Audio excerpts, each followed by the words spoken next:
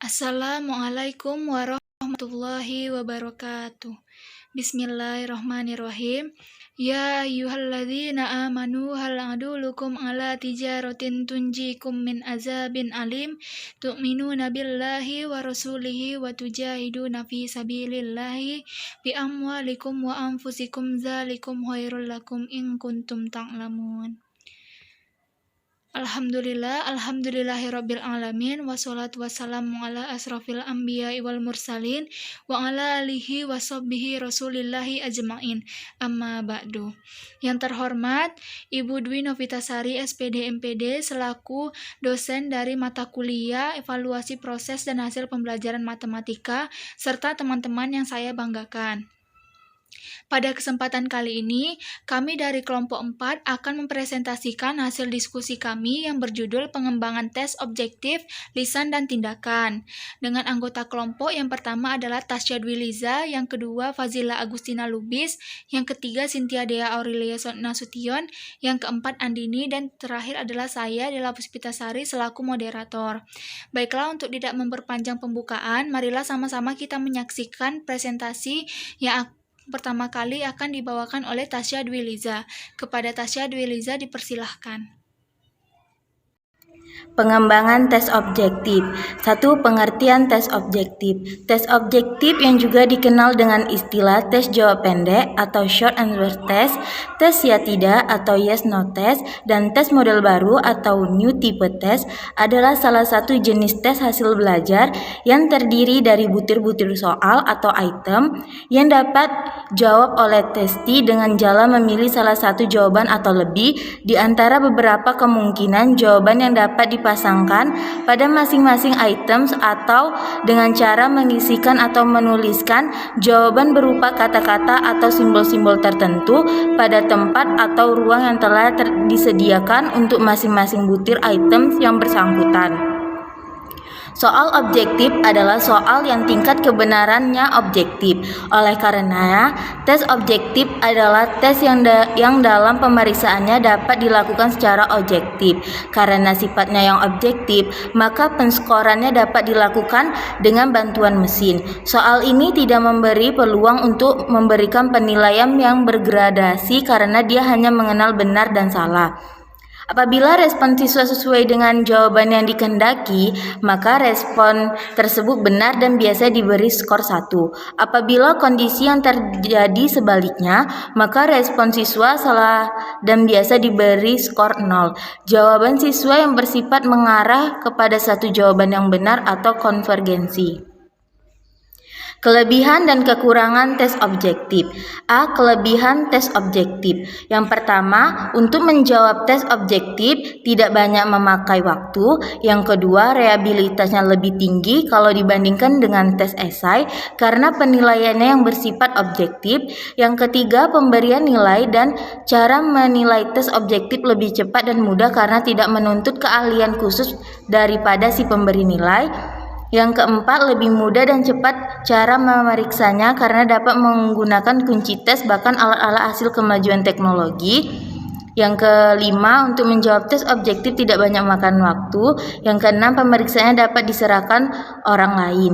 Yang B, kelemahan tes objektif. Yang pertama, murid sering menerka-nerka dalam memberikan jawaban karena mereka belum menguasai bahan pelajaran tersebut. Yang kedua, memang tes sampling yang diajukan kepada murid-murid cukup banyak dan hanya membutuhkan waktu yang relatif singkat untuk menjawabnya. Yang ketiga, tidak bisa mengajak murid untuk berpikir taraf tinggi. Yang keempat, banyak memakan biaya karena lembaran item-item tes harus sebanyak jumlah pengikut tes. Yang kelima, kerjasama antara peserta didik pada waktu mengerjakan soal tes lebih berpeluang besar. Bentuk-bentuk tes objektif. Tes objektif terdiri atas beberapa bentuk, yaitu benar salah, pilihan ganda, menjodohkan, dan melengkapi atau jawab singkat. Yang pertama, benar salah atau true false or yes no. Bentuk tes benar salah disimbolkan dengan B dan S. adalah pernyataan yang mengandung dua kemungkinan jawaban, yaitu benar atau salah. Salah satu fungsi bentuk soal benar-salah adalah untuk mengukur kemampuan peserta didik dalam membedakan antara fakta dengan pendapat. Bentuk soal seperti ini lebih banyak digunakan untuk mengukur kemampuan mengidentifikasi informasi berdasarkan hubungan yang sederhana. Contoh, novel Siti Nurbaya ditulis oleh Mara Rusli itu bersifat benar. Yang kedua, Datuk Maringgi adalah salah satu tokoh dalam novel Siti Nurbaya itu bersifat benar. Petunjuk dalam menyusun soal benar. Yang A, beberapa petunjuk praktis dalam menyusun soal benar salah menurut Arifin. Yang B, soal harus singkat, jelas dan bukan kalimat majemuk. Yang C, satu soal harus berisi satu persoalan. Yang D, setiap pernyataan atau soal harus pasti salah satu atau betul atau tidak mendua arti. Yang E, urutan soal atau yang betul yang salah seharusnya tidak mengikuti pola yang teratur. Yang F, tulisan huruf B, S pada permulaan nomor masing-masing item dengan maksud untuk mempermudah mengerjakan dan menilai atau scoring. Yang G, dalam menyusun item, bentuk benar salah ini hendaknya jumlah item cukup banyak di atas soal 50 sehingga dapat dipertanggungjawabkan. Yang H, jumlah item yang benar dan salah hendaknya seimbang. I, berilah petunjuk cara mengerjakan soal yang jelas dan memakai kalimat yang sederhana. J, hindarkan penggunaan kata yang dapat memberi petunjuk tentang jawaban yang dikehendaki, misalnya umumnya, biasanya, dan selalu. A, kelebihan tes benar salah. Yang pertama, mudah dan cepat dalam menilai. Yang kedua, waktu mengerjakannya cepat. Yang ketiga, penilaiannya yang objektif. Yang keempat, menyusun soal lebih mudah dibandingkan dengan tes pilihan berganda. Yang kelima, mencakup bahwa yang luas dan tidak banyak memakan tempat karena biasanya pernyataan singkat saja. Yang keenam, dapat dipakai berulang-ulang. B, kelemahan tes benar salah. Yang pertama, lama menyusun soalnya dibandingkan dengan tes esai. Yang kedua, kemungkinan mengira-ngira jawabannya benar. Yang ketiga, menyusun pernyataan atau soal supaya pernyataan itu benar atau hanya salah adalah sulit. Yang keempat, kurang dapat membedakan murid yang pandai dari murid yang kurang pandai. Yang kelima, reliabilitasnya rendah. Yang keenam, bisa membingungkan siswa. Yang ketujuh, hanya dapat mengungkapkan ingatan dan pengenalan kembali. Yang kedua, pilihan ganda. Soal tes bentuk pilihan ganda dapat digunakan untuk mengukur hasil belajar yang lebih kompleks dan berkenaan dengan aspek ingatan, pengertian, aplikasi, analisis, sintesis, dan evaluasi.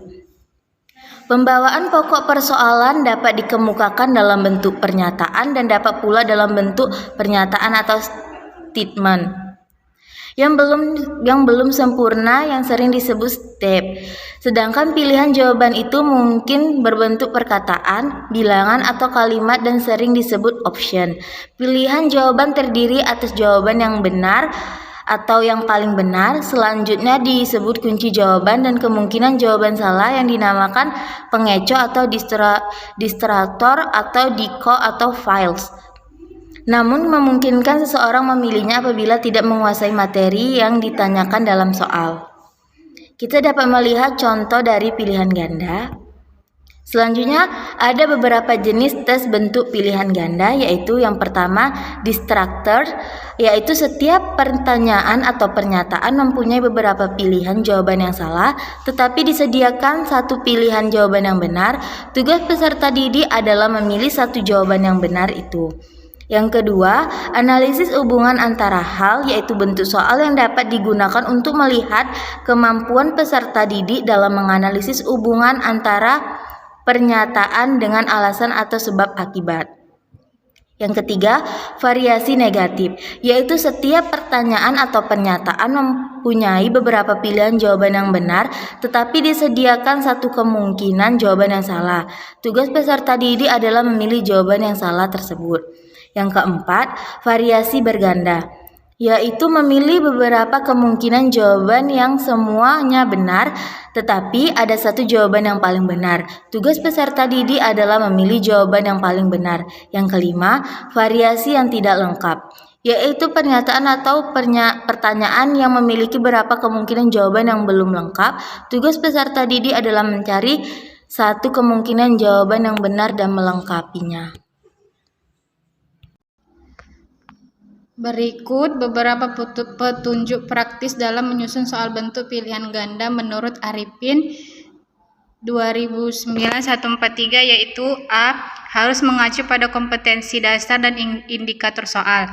B. Berilah petunjuk mengerjakannya dengan jelas. C. Jangan memasukkan materi soal yang tidak relevan dengan apa yang sudah dipelajari peserta didik. D. Pernyataan dan pilihan hendaknya merupakan kesatuan kalimat yang tidak terputus. E. Panjang pilihan pada suatu soal hendaknya lebih pendek daripada itemnya. F. Setiap soal harus berdiri sendiri dalam arti bahwa jawaban terhadap soal yang satu tidak boleh memberi bantuan dalam menjawab soal yang lain. A. Kelebihan tes pilihan ganda. 1. Lebih fleksibel dan efektif. 2. Mencakup hampir seluruh bahan pelajaran. Ketiga, tepat untuk mengukur penguraian informasi, perbendaharaan kata-kata, pengertian-pengertian, aplikasi prinsip, rumus, serta kemampuan untuk menginterpretasikan data. Yang keempat, dapat juga untuk mengukur kemampuan siswa dalam hal membuat penafsiran, melakukan pemilihan, mendiskriminasikan, menentukan pendapat atas dasar alasan tertentu dan menariknya kesimpulan. 5. Koreksi dan penilaiannya mudah. 6. Objektif. 7. Dapat dipakai berulang-ulang. B. Kelemahan tes pilihan ganda. 1. Sulit serta membutuhkan waktu yang lama dalam menyusun soal. Yang kedua, tidak dapat dipakai untuk mengukur kecakapan siswa dalam mengorganisasikan bahan. Yang ketiga, menjodohkan atau matching.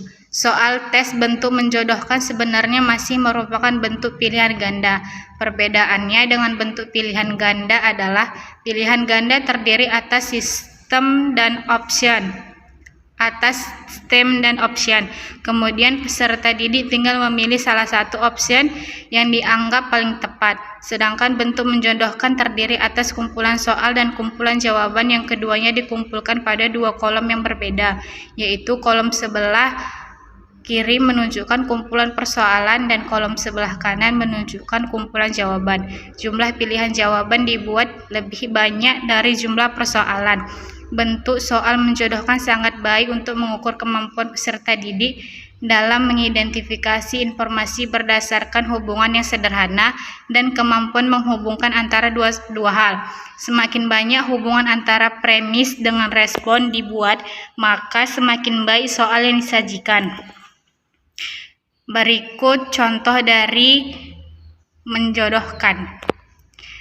Untuk menyusun soal bentuk ini, Arifin 2009-145 memberikan beberapa kriteria, yaitu A. Buatlah petunjuk tes dengan jelas, singkat, dan mudah dipahami. B. Sesuaikan dengan kompetensi dasar dan indikator. C. Kumpulan soal diletakkan di sebelah kiri, sedangkan jawabannya di sebelah kanan. D. Jumlah alternatif jawaban hendaknya lebih banyak daripada jumlah soal.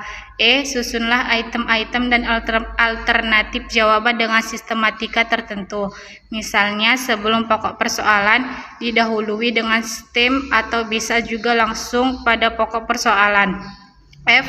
Seluruh kelompok soal dan jawaban hanya terdapat dalam satu halaman. G. Gunakanlah kalimat yang singkat dan langsung terarah pada pokok persoalan. A. Kelebihan tes menjodohkan. 1. Baik untuk mengukur proses mental yang rendah atau knowledge. 2. Kemungkinan untuk mengukur proses mental yang tinggi tetap ada tetapi sulit sekali. Yang ketiga, objektif. Yang keempat, mudah disusun. Yang kelima, cocok untuk mengukur informasi-informasi yang berbentuk fakta dari suatu pengertian, hubungan antar pengertian atau konsep-konsep. B. Kelemahan tes menjodohkan. Kelemahan dari soal tes bentuk ini adalah sukar untuk mengukur proses mental yang tinggi dan siswa cenderung untuk membuat penafsiran-penafsiran. Yang keempat, jawaban singkat dan melengkapi. Kedua bentuk tes ini masing-masing menghendaki jawaban dengan kalimat dan atau angka-angka yang hanya dapat dinilai benar atau salah.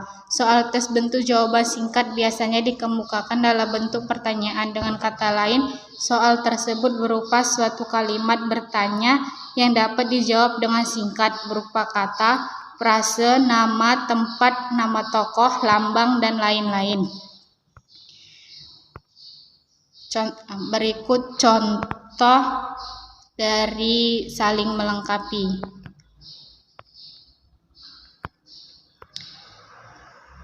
Untuk menyusun soal bentuk ini, Arifin 2946 memberikan beberapa kriteria, yaitu A. Untuk soal tes bentuk melengkapi hendaknya tidak mengambil pernyataan langsung dari buku atau textbook. Yang B. Titik kosong sebagai tempat jawaban hendaknya diletakkan pada akhir atau dekat akhir kalimat daripada awal kalimat. Yang C. Jangan menyediakan titik-titik kosong terlalu banyak. D. Pernyataan hendaknya hanya mengandung satu alternatif jawaban, dan jika perlu dapat digunakan gambar-gambar sehingga dapat dipersingkat dan jelas. F. Buatlah pengantar sejelas mungkin. G. Bentuklah tes terdiri dari sederatan atau satu seri pertanyaan persoalan dan sederatan jawaban. H. Hal-hal yang disusun baik dalam pertanyaan maupun jawaban hendaknya homogeni. Yang I. Jumlah jawaban buatlah lebih banyak daripada jumlah pertanyaan. J. Semua pertanyaan dan jawaban hendaknya dibuat pada hanya satu halaman saja. Selanjutnya, pengembangan tes lisan. Tes lisan adalah tes yang menuntut jawaban dari peserta didik dalam bentuk lisan.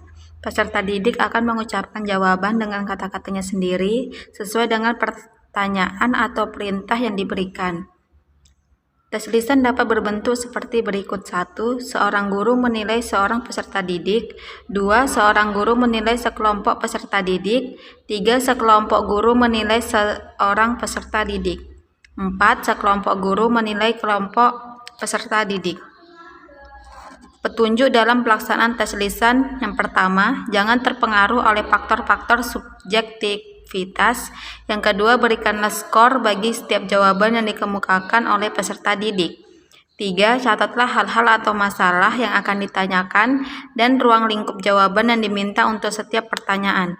4. Ciptakan suasana ujian yang menyenangkan. 5. Jangan mengubah suasana ujian lisan menjadi suasana diskusi atau suasana ngobrol terlalu santai, atau juga menjadi suasana pembelajaran. Kelebihan dan kelemahan tes lisan. A. Kelebihan tes lisan. 1. Dapat menilai kemampuan dan tingkat pengetahuan yang dimiliki siswa. Sikap serta kepribadiannya karena dilakukan secara berhadapan langsung.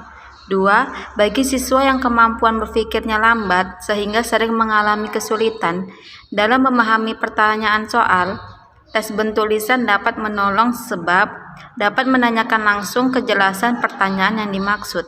3. Hasil tes dapat langsung diketahui oleh siswa. 4. Siswa dapat mengemukakan argumentasi.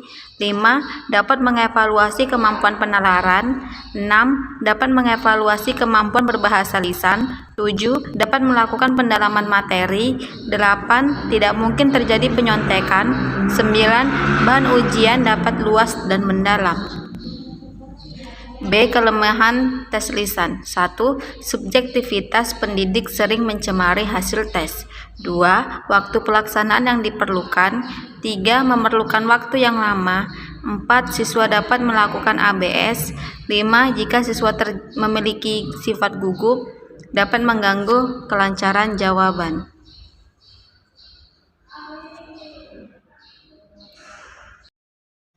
Pengembangan tes tindakan atau performance test. Pengertian tes tindakan, tes perbuatan atau tes praktik adalah tes yang menuntut jawaban peserta didik dalam bentuk perilaku, tindakan, atau perbuatan. Lebih jauh, Stingis tahun 1994 halaman 375 mengemukakan tes tindakan adalah suatu bentuk tes di mana peserta didik diminta untuk melakukan kegiatan khusus di bawah. pengawasan penguji yang akan mengobservasi penampilannya dan membuat keputusan tentang kualitas hasil belajar yang didemonstrasikan. Peserta didik bertindak sesuai dengan apa yang diperintahkan dan ditanyakan. Tes tindakan dapat dilakukan secara kelompok dan individual. Secara kelompok berarti seorang guru menghadapi sekelompok peserta didik, sedangkan secara individual berarti seorang guru menghadapi seorang peserta didik. Dalam pelaksanaannya, tes tindakan dapat dilakukan dalam situasi yang sebenarnya atau situasi yang dimanipulasi. Tes tindakan dapat digunakan untuk menilai kualitas suatu pekerjaan yang telah selesai dikerjakan oleh peserta didik, termasuk juga keterampilan dan ketepatan menyelesaikan suatu pekerjaan, kecepatan dan kemampuan merencanakan suatu pekerjaan, dan mengidentifikasi suatu piranti atau komputer misalnya. Tes tindakan dapat difokuskan kepada proses, produk, atau keduanya. Alat yang dapat digunakan dalam tes tindakan adalah lembar pengamatan dan portofolio. Tes tindakan sangat bermanfaat untuk memperbaiki kemampuan atau perilaku peserta didik. Karena secara objektif, kesalahan-kesalahan yang dibuat oleh peserta didik dapat diamati dan diukur, sehingga menjadi dasar pertimbangan untuk praktik selanjutnya. Contoh tes tindakan. Yang pertama, praktik cara melaksanakan sholat dengan baik dan benar. Untuk melihat bagaimana cara melaksanakan sholat yang dengan baik dan benar, guru harus menyuruh peserta didik mempraktikkan atau mendemonstrasikan gerakan-gerakan sholat yang sesungguhnya sesuai dengan tata tertib sholat yang baik dan benar. Yang kedua, membaca Al-Quran sesuai dengan kaidah-kaidah tajwid dan makrozul huruf. Maka cara yang paling tepat adalah melakukan tes tindakan dengan menyuruh peserta didik mempraktikkan langsung membaca Al-Quran. Kelebihan dan kelemahan tes tindakan. Yang pertama, kelebihan tes tindakan. Yang pertama, satu-satunya teknik tes yang dapat digunakan untuk mengetahui hasil belajar dalam bidang keterampilan seperti keterampilan melaksanakan sholat yang baik dan benar, keterampilan membaca Al-Quran berdasarkan ilmu tajwid dan makrozul huruf, keterampilan menulis huruf Arab, dan sebagainya. Yang kedua, sangat baik digunakan untuk mencocokkan kesesuaian antara pengetahuan teori dengan keterampilan praktik sehingga hasil penilaian menjadi lengkap. Yang ketiga, dalam pelaksanaannya tidak memungkinkan peserta didik untuk mencontek. Yang keempat, guru dapat mengenal lebih dalam tentang karakteristik masing-masing peserta didik sebagai dasar tindak lanjut hasil penilaian seperti pembelajaran remedial. Yang B, kelemahan tes tindakan. Yang pertama, memakan waktu yang lama. Yang kedua, dalam hal tertentu membutuhkan biaya yang besar. Yang ketiga, cepat membosankan. Yang keempat, jika tes tindakan sudah menjadi sesuatu yang rutin, maka ia tidak mempunyai arti apa-apa lagi. Yang kelima, memerlukan syarat-syarat pendukung yang lengkap, baik waktu, tenaga, maupun biaya. Jika syarat-syarat tersebut tidak terpenuhi, maka hasil penilaian tidak dapat dipertanggungjawabkan. Penyusunan dan perkembangan tes. Prinsip penyusunan tes hasil belajar. Yang pertama, tes hasil belajar harus dapat mengukur secara jelas hasil belajar atau learning outcomes yang telah ditetapkan sesuai dengan tujuan instruksional. Yang kedua, butir-butir soal tes hasil belajar harus merupakan bahan pelajaran yang telah diajarkan. Yang ketiga, bentuk soal yang dikeluarkan dalam tes hasil belajar harus dibuat bervariasi, sehingga betul-betul cocok untuk mengukur hasil belajar yang diinginkan sesuai dengan tujuan tes itu sendiri. Yang keempat, tes hasil belajar harus didesain sesuai dengan kegunaannya untuk memperoleh hasil yang diinginkan. Yang kelima, tes hasil belajar harus memiliki reliabilitas yang dapat diandalkan. Artinya, setelah tes hasil belajar itu dilaksanakan berkali-kali terhadap subjek yang sama, hasilnya selalu sama atau relatif sama. Yang keenam, tes hasil belajar di samping harus dapat dijadikan alat pengukur keberhasilan belajar siswa, juga harus dapat dijadikan alat untuk mencari informasi yang berguna untuk memperbaiki cara belajar siswa dan cara mengajar guru itu sendiri. Pengembangan alat penilaian. Adapun langkah-langkah umumnya pengembangan alat penilaian adalah sebagai berikut.